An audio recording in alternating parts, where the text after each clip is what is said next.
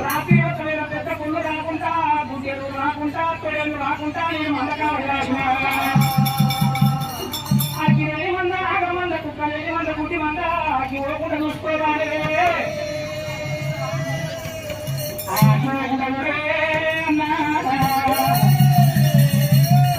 అది ఆ భగవంతుడు భయం లేపిండు బొరకాయలు ఎక్కిండు బుర్రకాయలు పెట్టినప్పుడే మళ్ళా ఏమనుకున్నాడే